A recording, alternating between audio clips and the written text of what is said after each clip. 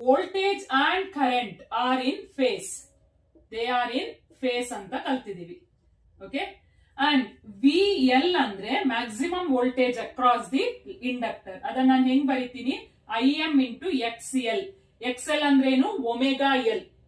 ನಾವು ಪ್ರೀವಿಯಸ್ ವಿಡಿಯೋದಲ್ಲಿ ತಿಳ್ಕೊಂಡಿದೀವಿ ಇದನ್ನ.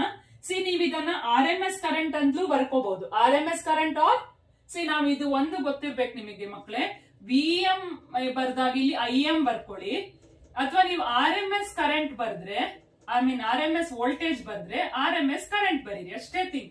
ಓಕೆನಾ, ಅಷ್ಟೇ ಇರೋದಿಲ್ಲಿ, ಅದೊಂದು ನಿಮಗೆ ಗೊತ್ತಿರ್ಬೇಕು ಮಕ್ಕಳೇ.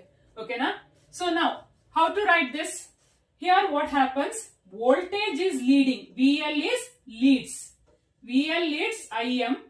ಇಲ್ಲಿನೂ ಅಷ್ಟೇ ವಿ ಎಂ ಐ ಎಂ ಅಂತ ಬರ್ಕೋಬಹುದು, ವಿ ಎಂ ಬೈ 90 ಡಿಗ್ರಿ. ಈ ಪಾಯಿಂಟ್ ಗೊತ್ತಿರ್ಬೇಕು. ಸೊ ನೆಕ್ಸ್ಟ್ ವಿ ಸಿ ಬಂದ್ರೆ ಅದನ್ನ I M into X C ಅಂತ ಬರಿತೀನಿ. ಇಲ್ಲಿ ಕರೆಂಟ್ ಲೀಡ್ ಆಗುತ್ತೆ, ಅಥವಾ ವಿ ಸಿ ಲ್ಯಾಕ್ಸ್ ಬಿಹೈಂಡ್, ಯಾವ್ದಾದ್ರು ಒಂದನ್ನೇ ತಗೊಳ್ಳಿ, ವೋಲ್ಟೇಜ್ ತಗೊಳ್ಳಿ. V C lags by pi by 2.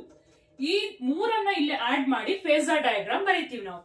Okay, so what is a question here, derive N expression for impedance. ಅಥವಾ ಇದನ್ನ ನೀವು ಒಟ್ಟಿಗೆ ಬರೆಯೋದಾದ್ರೆ ಹಿಂಗ್ ಬರ್ಕೊಳ್ಳಿ, ಸ್ಕ್ವೇರ್ ಹಾಕೊಳ್ಳಿ.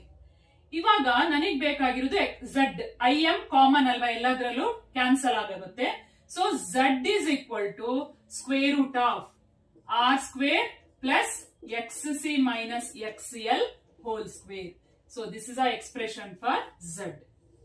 ಓಕೆನಾ ಮಕ್ಕಳೇ, ಝಡ್ ಎಕ್ಸ್ಪ್ರೆಷನ್ ಏನು, square root of R square plus X C minus X L whole square. So numericals ಗೆಲ್ಲ ತುಂಬಾ ಇಂಪಾರ್ಟೆಂಟ್.